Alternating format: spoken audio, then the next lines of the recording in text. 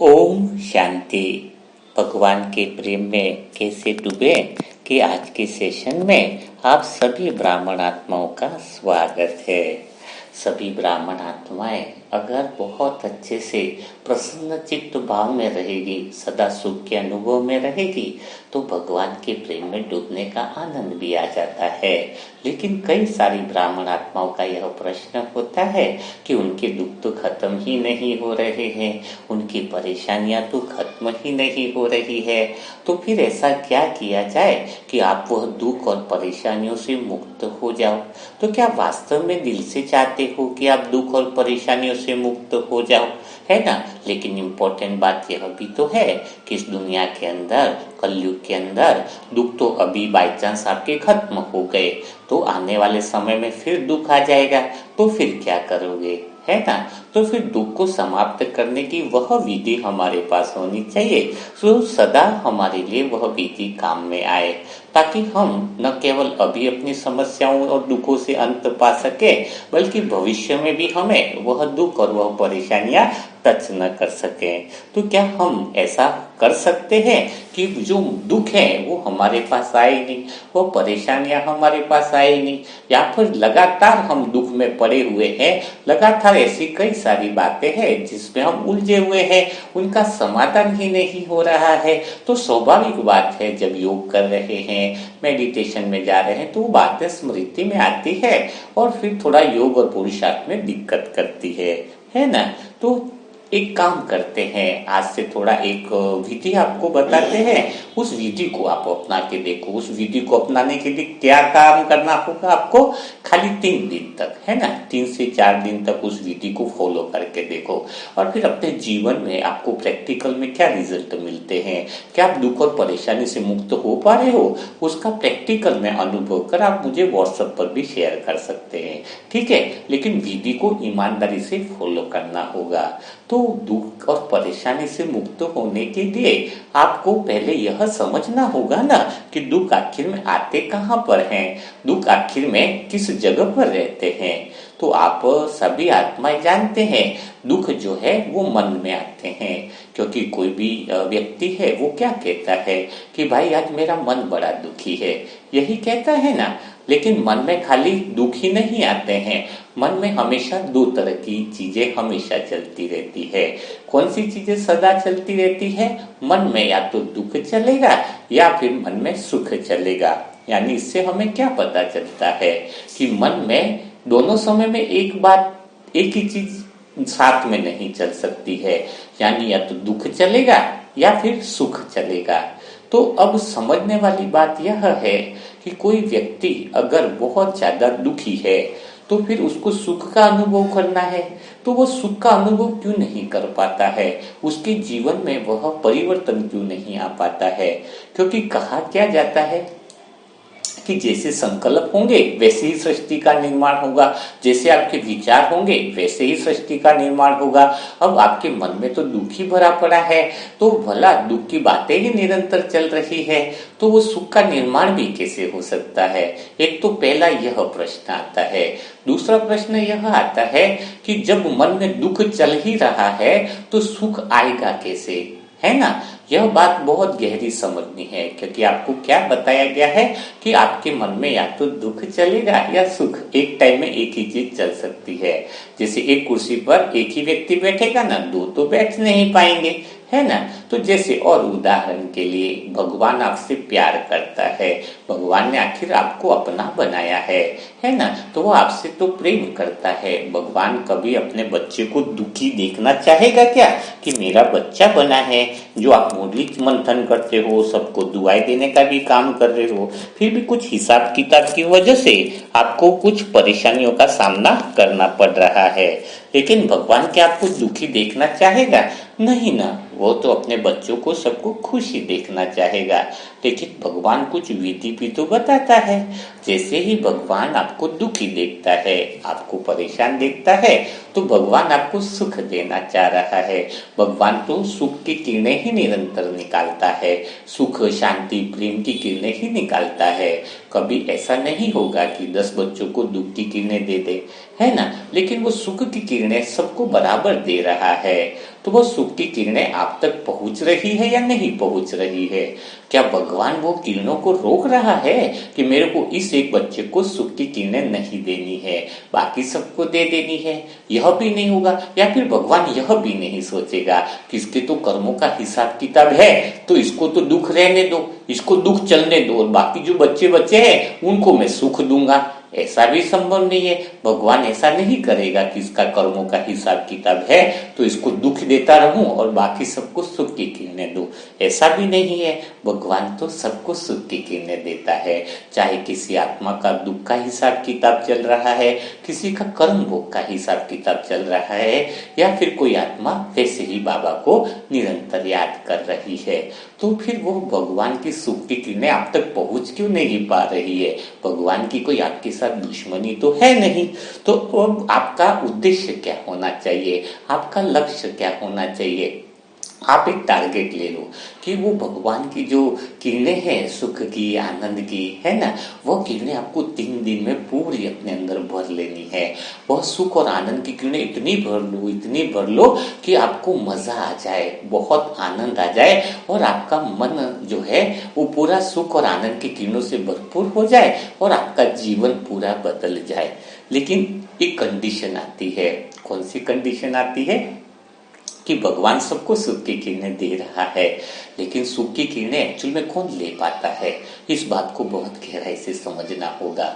कई सारी आत्माएं जैसे मुरली सुन रही है या ऑलरेडी अच्छाइयां उनके अंदर चल रही है, कुछ अच्छी बातों का चिंतन चल रहा है, सुख की ही उनको अनुभूति हो रही है, तो आपने देखा होगा जो सुखी हो रहे हैं वो बहुत ज्यादा सुखी होते जा रहे हैं।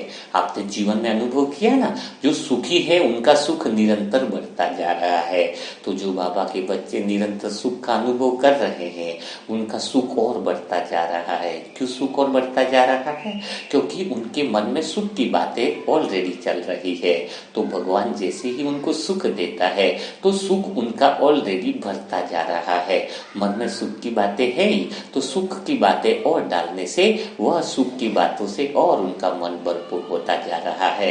लेकिन जिस आत्मा का हिसाब किताब चल रहा है उसके साथ एक कंडीशन आ जाती है, वह निरंतर दुख की बातें अपने मन में चलाता रहता है कि मैं तो दुखी हूँ, मेरा तो किस्मत ही ऐसा है, मेरा तो भाग्य ही ऐसा है, हमेशा मेरा ही काम अटका रहता है, मेरा काम कभी सफल ही नहीं होता है। तो ये बातें निरंतर दुख की चलती रहती है।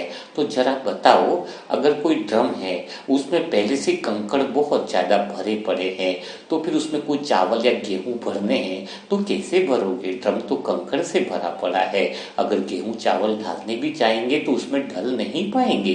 वैसे ही भगवान तुम्हें सुख देना चाह रहा है, भगवान तो प्रेम करता है। अजामिल जैसे पापी से भी भगवान प्रेम कर सकता है, तो हम तो भगवान के वह नूरे रतन बच्चे हैं। तो अब भगवान आपको सुख की किरणें आप तक दे रहा है, लेकिन आपने अपने मन में वो दुख की बातों का भंडार पर रखा है। अब बताओ, भगवान आपको सुख की किरणें अंदर भरे तो भरे कैसे? तो आपको क्या करना होगा? आपको अपने मन से दुख की बातों को खाली करना होगा, परेशानी वाली बातों को खाली करना होगा।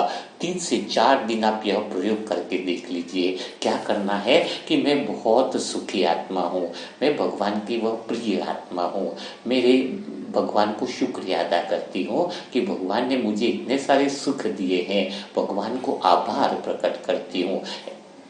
ऐसा निरंतर सुख की बातों से मन को भरना है ना। फिर क्या होगा? भगवान की वह सुख की बातें, जब आप अच्छा चिंतन की बातें भर रहे हो, क्योंकि आपको कंकड़ निकालने का प्रयास नहीं करना है। जैसे घर में कोई अंधेरा होता है तो जैसे प्रकाश होगा तो अंधेरा क्या होगा? अंधेरे को निकालना तो नहीं पड़ता है ना, लाइट जलाई तो अंधेरा स्वतः ही खत्म हो जाएगा। तो मन में पहले अच्छी बातों को, मन को भरना चालू कर दो तो कचरा ऑटोमेटिक साफ हो जाएगा, वह कंकड़ साफ हो जाएंगे। फिर भगवान निरंतर जो देगा वो आपके मन में सुख के वाइब्रेशन, सुख की किरणें भरता जाएगा। जब मन में सुख भर गया तो बाहर के जीवन में तो बदलना चालू हो जाएगा, बाहर का परिवर्तन होना चालू हो जाएगा। तो तुम्हें यह चेक करना होगा, कौन सी बातों को चेक करना होगा कि मन में आप सुख की किरणों को भरते जाओ। तो सुख की बातों को करते जाओ। फिर आपके अंदर एक प्रश्न उठेगा, तो क्या भाई जी हम दुख की बातें हैं या कोई परेशानी है या शरीर की बीमारी है या पैसों की तंगाई है, क्या उस बारे में सोचे ही नहीं? क्या उस दुख की बातों के बारे में सोचे ही नहीं? क्या उनका चिंतन ही नहीं करे? तो नहीं, ऐसा नहीं है। आपको ऐसी बातों का भी चिंतन तो करना है, लेकिन उसको दुख की तरह लेकर के चिंतन नहीं करना है। कैसे चिंतन करना है? इसके लिए कि जैसे कोई बीमारी भी हो गई, जैसे गुलजार दादी को बोला ना अचानक कैंसर हो गया, तो कैंसर उस समय हुआ जब कैंसर का इलाज भी नहीं हुआ था। तो डॉक्टर से दादी ने क्या बोला, है ना, कोई दिक्कत नहीं, कैंसर है मुझे, लेकिन भगवान उसको ठीक कर देगा, मुझे विश्वास है। तो आपके जीवन में कितनी भी बड़ी परेशानी हो, पैसों की परेशानी तो है ना, इसको ऐसा तो बोल नहीं सकते कि नहीं है, पर मेरे पास पैसों की परेशानी है, पर मुझे विश्वास है उस परमात्मा पर, यह परेशानी मेरी ठीक हो जाएगी, यह तकलीफ मेरी दूर हो जाएगी। वो विश्वास आपका जो है, वो भगवान को आप मानते हो, पहचान लिया, उस वो महत्वपूर्ण नहीं है, आप भगवान पर विश्वास कितना करते हो, वह बातें बहुत ज्यादा महत्वपूर्ण है।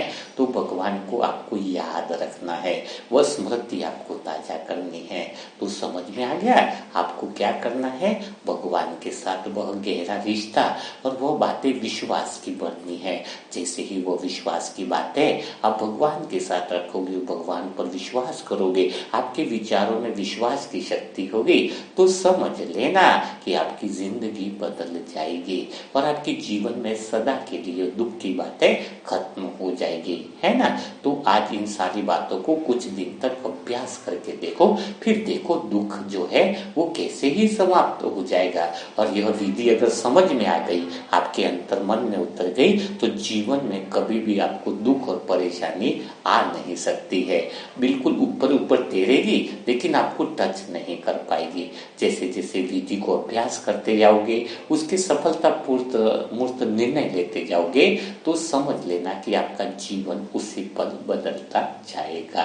ठीक है। और दुआएं भी आप जब दूसरे को देते हो, तो भी आपका मन जो है वो दुख की बातों को भूलता जाता है। अगर आपके दुख चल रहा है, परेशानियां चल रही है, तो इस जीवन में जितने भी वीडियो दुआओं के बने हुए हैं, सबको आप ब्लेसिंग करो, दिल से ब्लेसिंग करो, 5-5 कमेंट सब पे लिख दो। खाली बैठे हो ना, तो आपका मन दुआओं से भर जाएगा, यानी सुख की बातों से भर जाएगा। तो जब सुख की बातों से मन भर जाएगा, कंकड़ हटते जाएंगे, तो भगवान क्या करेगा? उन भगवान तो दे ही रहा है, करेगा क्या? भगवान तो सुख के वाइब्रेशन दे ही रहा है, तो वो सीधा आपके मन को अटैक करेंगे, सीधा आपके मन के अंदर चले जाएंगे और आपके जीवन में वो खुशियों का जो मार्ग है वो खुलता जाएगा। तो फिर लेकिन पता चले दुआएं देनी किसको है, तो आज दुआओं की इसी श्रृंखला में आपका जो जिस बहन को हमें दुआएं देनी है वो है इंदु बहन। इंदु बहन और उनके परिवार को ढेर सारी दुआएं देनी है। उनको इस तरह की दुआएं दो कि उनके कई सारे ऐसे काम हो जो अटके पड़े हों, हे मीठे बाबा उनके अटके हुए कामों को तुरंत पूरा कर दे, उनके मन में खुशियों की लहर उत्पन्न हो जाए, उनके जीवन में परम आनंद आने लग जाए, पूरा घर मानो एकदम स्वर्ग जैसे वाइब्रेशन से युक्त हो जाए, पूरे घर में प्रेम बढ़ जाए, सभी सदस्य जो है वो आपस में इतना प्रेम करे कि सबका दिल और मन भगवान से जुड़ जाए, परमात्मा शिव के सत्य मार्ग पर चले, देहभान का अनुभव करें और वह स्मृति उनको आ जाए कि स्वयं भगवान उन्हें क्या देना चाह रहा है, सुख शांति के मार्ग पर चलाना चाह रहा है। तो इस तरीके से बहुत अच्छे आप शुद्ध संकल्प उनके लिए कर सकते हो। यह भी आप उन आत्माओं के लिए शुद्ध संकल्प कर सकते हो कि सभी आत्माओं का व्यक्तिगत जो अहंकार है वह समाप्त हो जाए, है ना, मैं और मेरा खत्म हो जाए और भगवान के साथ सर्व संबंध सबके जुड़ जाए। तो इस तरीके से आप इंदु बहन और उनके परिवार के लिए ढेर सारी दुआएं दे सकते हो। जो भी आत्माएं परिवार की दुआओं के लिए अपना बुकिंग करना चाहती है, उनके लिए नंबर है 7202921969। यह बात ध्यान रखनी होगी कि जिनकी दुआओं की बुकिंग पहले हो चुकी है, उनका नंबर पहले आ रहा है। कोई ये पूछे नहीं कि मेरा नंबर कब आने वाला है, ऑटोमेटिक जब नंबर होगा तो स्वतः ही उनका नंबर आ जाएगा। जब अचानक दुआएं पता चलती है कि आज मेरा वीडियो डला है, तो उसका कुछ मजा ही अलग रहता है। है ना। क्योंकि विधिवत भक्ति करने से हम पूरा एक दिन तक परिवार के लिए दुआओं की भक्ति करते हैं एक दिन पहले, उसके बाद दूसरे दिन वीडियो अपलोड करते हैं, और तीसरे दिन आपने देखा होगा ऑडियो टास्क में भी उनको दुआएं देते हैं। क्योंकि कोई भी काम करो ना किसी भी फैमिली के लिए तो पूरे दिल के साथ करना चाहिए, ताकि उस परिवार और उस परिवार की आत्माओं को इसका फायदा पहुंचे, है ना। बाबा भी कहता है ना, हर काम 100% करो, निष्काम भावना से करो, है ना, करुणा भाव से करो, तो वो करुणा भाव दूसरे को वास्तव में भला करता है। तो आपको मोबाइल नंबर तो बता ही दिया गया है, तो बिना देरी किए आपको हिंदू बहन और उनके परिवार के लिए ढेर सारी दुआएं करनी है। तो कल फिर हम मुलाकात करेंगे भगवान के प्रेम में कैसे डूबे, उसके अगले सेशन में नए परिवार की, नए भाई बहनों की दुआओं के साथ। तब तक के लिए सभी प्यारे भाई बहनों को ओम शांति, ओम शांति, ओम शांति।